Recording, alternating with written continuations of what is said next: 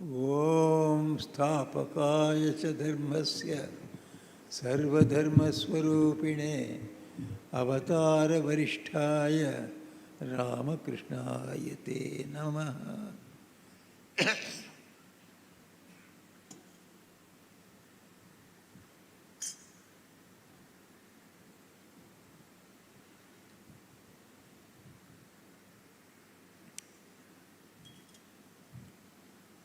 ஆண்டவர் மினிஸ்டர் தான் நல்லா அழகாக பேசினார். நம்ம டிஸ்பென்சரியை பற்றி சுவாமி ஆத்மபிரியானந்தஜி, பத்மபூஷன் டாக்டர் நல்லி, குப்புசுவாமி செட்டியார், டாக்டர் உமாசேகர் என் பக்கத்தில் இருக்கார், monks, doctors, volunteers, staff and devotees, Sathyagnananandaji, எல்லாருக்கும் என்னுடைய நல்வாழ்த்துக்கள், என்னுடைய ஆசீர்வாதங்கள். இந்த நூற்றாண்டு டிஸ்பென்சரி இந்த ஃபங்க்ஷனுக்கு இங்கே வந்து சேர்ந்தது ரொம்ப எனக்கு சந்தோஷம்.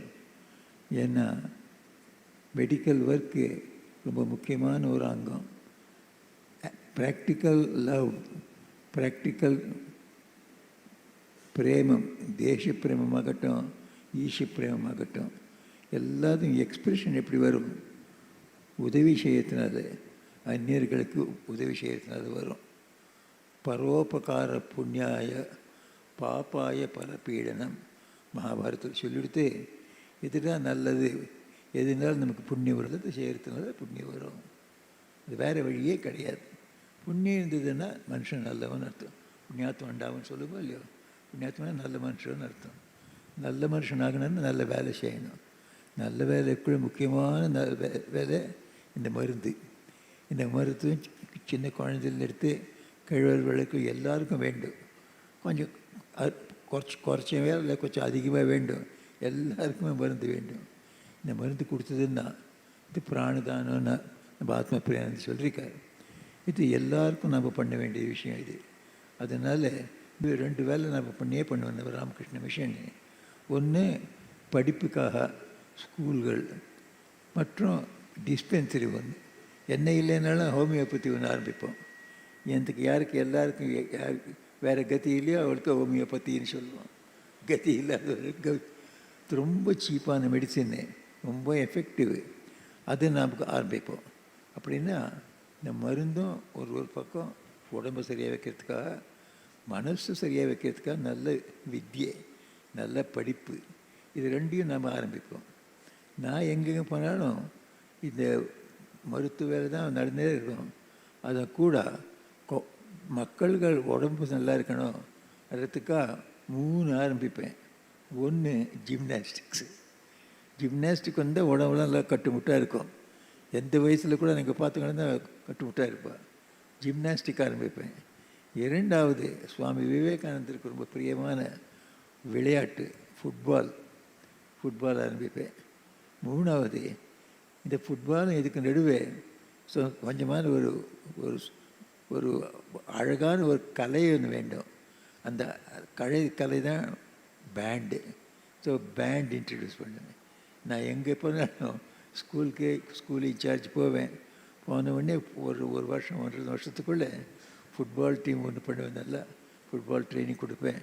அதனால் பசங்களை ஹெல்த் இம்ப்ரூவ் ஆகும். ஒரு இடத்துல ட்ரைபல் இடத்துல போயிருக்கேன். அந்த இடத்துல அந்த பசங்கள்லாம் 10 வயசுலேருந்து சிகரெட் குடிக்கிறது, பீடி குடிக்கிறது. அப்போது நான் இதுக்கு எப்படி நிறுத்துறது? இப்போ அந்த பசங்கள்லாம் நம்ம ஸ்கூலில் வந்து சேர்ந்த உடனே அவளை சொன்னேன், பாருங்கள் நீங்கள்லாம் இப்போ 10-11 வயசாச்சு, நீங்கள்லாம் ஃபுட்பால் ட்ரைனிங் வாங்கிக்கணும். கல்கத்தாவிலேருந்து நல்ல கோச் கொண்டு வரேன். ஆனால் அந்த கோச் வந்த உடனே சொல்லுவார், உங்களுக்கு நீங்கள் பீடி குடிக்கிறது விடாமல் போச்சுன்னா ஃபுட்பால் கற்றுக்க முடியாது. ஏன்னா 35 மைல் ஓடணும். ஒரு 1.5 மணிக்குள்ளே 35 மைல் ஓடணும். நம்ம ஃபுட்பால்னு வரும்னு சொல்கிறோம். 35 மைல் காலில் மீட்டர் போட்டுருக்கோம். 35 மைல் ஓடணுன்னா காட் தி ஸ்ட்ரென்த்து, ரெஸ்பிரேட்டரி லங்ஸில் ஸ்ட்ரென்த் வேண்டும். அது பீடி குடிச்சா முடிக்காது. அப்படியே அந்த ட்ரைபல் பசங்க எல்லாம், என்னுடைய ஸ்டூடெண்ட்ஸ் எல்லாம் பீடி கொடுத்து நிறுத்திட்டா. அவள் சின்ன வயசுலேருந்தே அப்பா அம்மா கூட இந்த பியர் குடிப்பா, வீட்லேயே பியர் தயார் பண்ணுவாள். அந்த பியர் குடிப்பா, அவன் கோச்சிக்குவான், பியர் குடித்தாலும் முடியாது, அதுவும் விட்டான். எல்லா பசங்களும் நம்ம ஸ்கூல் பசங்களும் விட்டுட்டு போனால்னா அவள் அப்பா அம்மா கேட்டோம்னா, எப்படி எப்படி இருக்கா உங்கள் பசங்கள்லாம், உங்கள் ஸ்டூடெண்ட்ஸ் எல்லாம் சுவாமி ஒருத்தர் பீடி குடிக்கிறத விட்டுட்டான், இந்த குடிக்கிறத விட்டுட்டான், நல்ல ஹெல்த்தோடு இருக்கான்னு சொல்லுவேன். எனக்கு இது ஒரு பெரிய அச்சீவ்மெண்ட்டு. இது டிஸ்பென்சரி வேலை சாமானியமாக நம்ம சொல்கிறோம், ரொம்ப நல்ல வேலை. இது ஒரு 100 வருஷம் தொடர்ந்து செஞ்சுருக்குது. அதனால் என்னுடைய குருமாதிக்கிட்ட பிரார்த்தனை, நம்ம ஆத்ம பிரியாந்தி சொன்ன போல் பல்லாண்டு பல்லாண்டு பல்லாயிரத்தாண்டு இது நடந்துகிட்டே இருக்கட்டும். இது எல்லாருக்கும் 1000 ஜனங்களுக்கு உதவி கிடைக்கட்டும் அப்படின்னு பிரார்த்தனை செய்கிறேன். 2வது காரணம் தான் இங்கே வந்தது. 25 வருஷம் இந்த கோவில் கட்டி 2000 இது ஆரம்பித்த கோவில் இப்போ 24ல் 25 வருஷம் முடிஞ்சுது. அது 25th இயர் செலிப்ரேஷன் பண்ணிட்டுருக்கா. கோவிலில் உள்ளே நாம் பண்ணுற இந்த பூஜையும் வெளியில் நாம் பண்ணுற டிஸ்பென்சரியும் ஒரே வேலை தான், பகவானுக்கு சேவை. இது சுவாமி விவேகானந்தர் இதை ரொம்ப தெளிவாக சொன்னார். ராமேஸ்வர் கோயிலத்தில் அவர் இந்தியாவில் வந்தப்போ அவர் ராமேஸ்வர் கோயிலில் போய் தரிசனம் பண்ணிட்டு வந்தார். பப்ளிக்கெல்லாம் வெளியில் 1000 நிற்கிறான். சுவாமி ஏதாவது நமக்கு செய்தி கொடுங்கன்னு கேட்டால் அதுக்கு சொன்னார், ஒரு கோவிலுக்குள்ளே போய் சிவனை பூஜை பண்ணுறது நல்லது, ஆனால் அது மாத்திரம் போதாது. உள்ளே செஞ்சு சிவனை சேவை செஞ்சங்களோ வெளியில் வந்து இந்த மனிதருக்கு போல் இருக்கும் எல்லாரும் இந்த சேவை செய்யணும். இந்த ஜீவந்தமாக இருக்கிற எல்லா உயிருக்கும் சேவை செய்கிறது தான் உண்மையான சேவை. கோவிலுக்கு போகிறது நல்லது, அங்கேயும் முழிக்கக்கூடாது. வெளியில் வந்து மனிதன் சேவையில் அதுதான் அதே சேவை கட்டிடு பண்ணுறது. இப்படி இது 2 சேவை இங்கே நல்லா நடந்துட்டுருக்குது. இந்த இடத்துல வந்து இவர்கள்லாம் சொன்ன போல் ஒரு ரொம்ப பவித்திரமான இடம் இது. எதுக்குன்னா காலையிலேருந்து சாயங்காலம் வந்து பகவானுடைய சேவை நடந்துகிட்ருக்குது. கோவிலுக்குள்ளேயோ கோவிலுக்கு வெளியோ. அப்புறம் இந்த சுவாமிகள்லாம் வெளியெல்லாம் போய் உபதேசம் பண்ணுவாள். என்ன உபதேசம் பண்ணுவாள்? ஸ்ரீராமகிருஷ்ணனுடைய விசாரங்களை, அவருடைய உபதேசங்களை எல்லா இடத்துலையும் பரவுவாள். அதுவும் திருப்பியும் பகவானை பற்றி நமக்கு நினைவு கொடுத்து நம்ம வாழ்க்கையில் ஒரு உயர்ந்த உத்தேசம் இருக்குது. இப்போ நமக்கு எல்லாம் தெரிஞ்சது. இப்போது இந்த மாடர்ன் வைக்கிபீடியான்னு எல்லாம் தெரிஞ்சு போச்சு எல்லாருக்கும். ஆனால் ஒன்று மாத்திரம் தெரியல, நம்ம வாழ்க்கைக்கு என்னடா உத்தேசம்னு தெரியல, யாருக்குமே தெரியாது. கேளுங்க, நீங்கள் பெரிய பெரிய டாக்டரேட் இருக்கலாம், இங்கே ஒரு டாக்டர் இருக்கிறாரு. ஸோ கேளு, வாழ்க்கைக்கு உத்தேசம்னு அவருக்கு சொல்ல முடியாது. ஏன்னா அவர்களே அந்த பாதையில் போகலை. ஸ்ரீராமகிருஷ்ணன் ஒருத்தர் தான், அவர் படிக்கிறதுக்கே போகலை. அவர் சொன்னார் என் வாழ்க்கைக்கு உத்தேசம் தான். என்ன உத்தேசம்? பகவானை பார்க்குறது தான் வாழ்க்கையினுடைய உத்தேசம்னாரு. இந்த பகவான் என்ன பகவான் என்ன எல்லாருக்குள்ளேயும் இருக்கும். இந்த ஆன்மா தான் பகவான், நமக்குள்ளே இருக்க ஆன்மா தான் பகவான். நான் ஆன்மா, நான் உடல் மாத்திரம் கிடையாது. உடலில் பார்த்துக்கணும் நல்லா, ஆனால் ஆன்மாவும் கூட பார்த்துக்கணும். இதுதான் அவர் எளிதாக சொல்லிட்டார். ஆத்மனோ மோக்ஷார்த்தம் ஜெகத்மிஷான்னார், ஜெகத்கீதா ஏச்சான்னார். ஆத்மனோ மோக்ஷார்த்தம்னா நான் பகவானுடைய குழந்தை. இந்த உலகத்தில் எப்படியோ நான் வந்திருக்கேன். இந்த உலகத்தில் விட்டுட்டு போகிறப்பனாலே சிரிச்சுட்டு போகணும். துளசிதாஸ் சொன்னார், என் மனிதா, நீ பறக்கிறப்ப நீ அழுதுண்டு பிறந்த. எல்லா குழந்தைகளும் அழுதுண்டு பறக்கும், நமக்கு தெரியும். ஸோ அழுதுண்டு எல்லா குழந்தைகளும் பறக்கும். ஆனால் அந்த மாதிரி நல்ல வேலைகள் சுயந்து வாழ்க்கையில் நல்ல வாழ்க்கையை வாழ்ந்து போகிறப்போ நான் பகவான்கிட்ட போகிறேன், எதுக்காக அழணும்? யாரும் அழாதங்கோ, நான் தான் அழவே மாட்டேன் அப்படின்னு சிரிச்சுட்டு போகணும். அதுதான் உண்மையான வாழ்க்கை. அதுக்கு நமக்கு பகவான் ஸ்ரீராமகிருஷ்ணர் காட்சி சொல்லிக்கிட்டு போய் 4 பேருக்கு நல்லது செய்தவண்ண வாழு. நீ ஒன்றே இது காப்பாற்றிக்கோ, உனக்கு கெரியர் பண்ணி யார் வேண்டான்னு இல்லை. ஆனால் 4 பேர் நன்மைக்காகவும் முடிவு உழைக்கணும். 2ம் ஒன்றா பண்ணு. போன உன்னுடைய டியூட்டிஸ் எல்லாம், உலக டியூட்டிஸ் எல்லாம் பண்ணு. சொங்க கூடவே காலம்பரையும் சாயங்காலமும் கொஞ்சம் பகவானை கூப்பிடு. இதுதான் ஸ்ரீராமகிருஷ்ணர் எளிதாக சொல்லிக் கொடுத்தார். அது ப்ராக்டிஸ் பண்ணுறவா இந்த இடத்துல இருக்கா? நம்ம சுவாமிகளிங்கள்லாம் இருக்கவா, பிரம்மச்சாரிகள் இருக்கா, நம்ம டிவோட்டிகள்லாம் இருக்கா? இவள் வாழ்க்கையை நீங்கள் பார்த்தீங்கன்னா இவள் ரெண்டையும் காப்பாற்றின்னு இருக்கா. அவருடைய உலகிய வாழ்க்கையை பற்றியும் கவனிச்சிருக்கா. எவ்வளோ முடியுமோ கம்ஃபர்டபுளாக சந்தோஷமாக இருக்கிறதுக்கு முயற்சி செய்கிறா. அதனோட அந்நியர்களுக்கும் கொஞ்சம் கம்ஃபர்ட்டும் அப்போ உதவியும் செய்யறதுக்கு முயற்சி செய்கிறா. இது ரெண்டும் போகணும். ஆத்மன மோக்ஷார்த்தம் தனக்காக தன்னுடைய ஆத்மாவை பார்க்குறதுக்காக முயற்சி, அதனோட ஜெகத் ஹிதாய்ச்ச உலகிய நன்மைக்காக வாழணும். இது ரெண்டையும் இந்த மாதிரி ஆசிரமத்தில் நம்ம பார்க்குறோம். பார்த்தது தான் முக்கியம். எதை பார்க்குறோமோ அது நம்ம வாழ்க்கை மேலே தாக்கம் உண்டாகும். ஒரு 1000 கேட்டாலும் ஒன்றும் ஆகாது. ஒரு ப்ரொஃபஸர் சொன்னார், பார்த்தா தான் நம்ம மேலே அதுதான் எஃபெக்ட் ஆகும், ஒரு சொன்னால் முடியாதுன்னு ஒரு சின்ன ஒரு எக்ஸ்பெரிமெண்ட் சொன்னார். ஆடியன்ஸ்க்கு இப்படி இருக்க உட்காந்துருக்கா. அந்த ப்ரொஃபஸர் சொன்னார், நான் எப்படி சொல்கிறேன்னு அப்படி பண்ணுங்க அப்படின்னு. சரி சரி வலக்கை எடுங்கோ. அவர் வலக்கை எடுத்தார். எல்லோரும் வலக்கை எடுத்தா. இடக்கை எடுங்கோ, இடக்கை எடுக்குங்கோ, வலப்பக்கம் திரும்புங்கோ, ரெண்டு பக்கம். அப்புறம் இடக்கண்ணை தொழுங்கோ அப்படின்னு அவர் வலக்கண்ணை தொட்டார். எல்லோரும் வலக்கண்ணை தொட்டார். அடே நான் இடக்கண்ணை தொடுறான்னு சொன்னேன், எல்லாம் வலை பண்ணேன். ஏன் நீங்கள் தான் காட்டினங்களா பார்த்துங்க, நான் அவ்வளோ சொன்னேன்.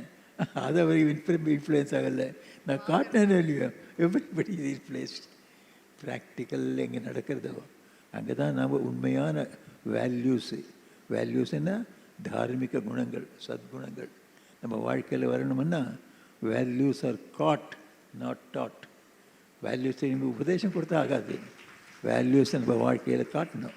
இந்த வாழ்க்கையில் காட்டுற சன்னியாசிகளும் பிரம்மச்சாரிகளும் கிரகஸ்தர்களும் எல்லோரும் இங்கே பார்க்குங்க. இந்த இடத்துல இவ்வளோ பக்தர்கள்லாம் புதுசாக வருவாள். நான் ஒரு நாள் இங்கே இந்த கோவிலேருந்து இறங்கி போயின்ட்டுருக்கேன். இந்த கோவிலுக்கு எனக்கு ஒரு அம்மா, எனக்கும் தெரியாது. அந்த அம்மா வந்து, சுவாமி உங்களுடைய பக்தர்கள்லாம் ரொம்ப நல்லவர்கள்னா. அப்போ தான் அந்த அம்மா மேலே இருந்து வர, எனக்கு ஒன்றும் தெரியாது. எப்படி தெரிஞ்சுது உங்கள் பக்தர்கள்லாம் நல்லவர்கள்னா? என்ன டிசிப்ளின்டாக இருக்கா சுவாமி. பீச்சில் அவ்வளோ 10-15 பேர் உட்காந்துருக்கா. கோவிலில் ஒரு சத்தம் கிடையாது. எல்லாம் தானாக உட்காந்து தியானம் பண்ணுறா. அவள் பாட்டுக்கு எழுந்து போகிறா. இது இவ்வளோ டிசிப்ளின் வேறு எந்த இடத்துலையும் கிடைக்காது. அப்படி இந்த பக்தர்களுக்குள்ளேயும் நம்ம சன்னியாசிகள் பிரம்மச்சாரிகள் எல்லாருக்குள்ள பார்த்த உடனே நமக்கு ஒரு உண்மையான ஆன்மீக வாழ்க்கையில் நாம் எப்படி இருக்கணும் அது தெரியுது. அந்த உண்மையான ஆன்மீக வாழ்க்கை வாழ்ந்தோம்னா ஸ்ரீராமகிருஷ்ணன் சொன்ன போல் ஆத்ம மோக்ஷார்த்தம் ஜெகத்தீதாய்ச்சி வாழ்ந்தவனா உண்மையாக நமக்கு இந்த உலகத்திலையும் சந்தோஷமாக இருப்போம். இதை நாம் அபியுதயம்னு சொல்லுவோம். இந்த உலகத்தில் சந்தோஷமாக இருக்கிறதுக்கு அபியுதயம்னு சொல்லுவோம். அப்புறம் இந்த உலகத்தை விட்டுட்டு போனப்போ அனந்த காலத்துக்கும் நம்ம பகவானுக்கிட்ட ஆனந்தமாக இருக்கப்போம். அதுக்கு நிஸ்ரேயசன்னு சொல்லுவோம். ஸ்ரீராமகிருஷ்ணர் சொல்கிறாரு, என்னுடைய வழியில் இங்கே போனீங்களானா எங்கேயும் அபியுதயம் உங்களுக்கு கிடைக்கும், அங்கே நிஸ்ரேயசம் கிடைக்கும். அபியுதய நிஸ்ரேயச சாதகோ எஸ் சத்ய தர்மா. தர்மத்துக்கு ஒரு வியாக்கியானம் கொடுத்தாரு, தர்மத்துக்கு ஒரு டெஃபினேஷன் கொடுத்தாரு. அது உள்ள உண்மையான தர்மம்னா எந்த தர்மத்தினால அபியுதயமும் கிடைக்கிறதோ இந்த உலகிய வாழ்க்கையில் அமைதியும் ஆனந்தமும் கிடைக்கணும். எவ்வளோ முடியுமோ அவ்வளோ. அப்புறம் இந்த உலகிய வாழ்க்கை முழுந்திருந்தோ நாம் ஒரு அனந்த ஆனந்தம் அந்த பகவான் அவனை போய் சேரணும், நிஸ்ரேயசம். இது ரெண்டையும் எது கொடுக்குறதோ அதாண்ட உண்மையான தர்மம்னார். ஸ்ரீராமகிருஷ்ணர் கொடுத்துருக்க தர்மம் அந்த மாதிரி தர்மம். அதனால தான் ஸ்ரீராமகிருஷ்ணருக்கு யுகாச்சாரியான்னு சொல்லுவார். இந்த உலகத்துக்கே வழிகாட்டினவர்.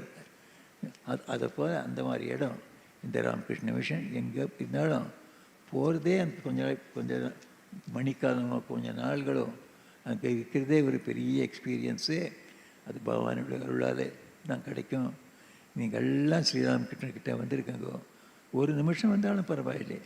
க்ஷணமப்பி சஜ்ஜன சங்கதி ரேகா பவதி பவாரிணவ தரணே நௌக்கான்னு சொன்னார் சங்கராச்சாரியர்.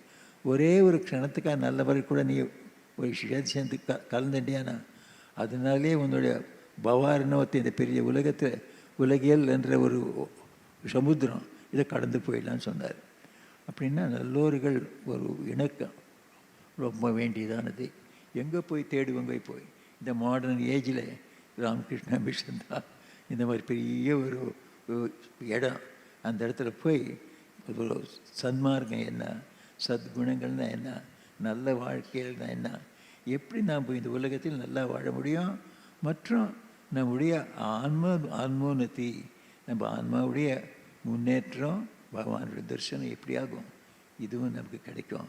அப்படி உங்கள் எல்லாருக்கும் பகவான் ஸ்ரீராமகிருஷ்ணரும் சாரதா தேவியாரும் சுவாமி விவேகானந்தரும் அருளட்டும்.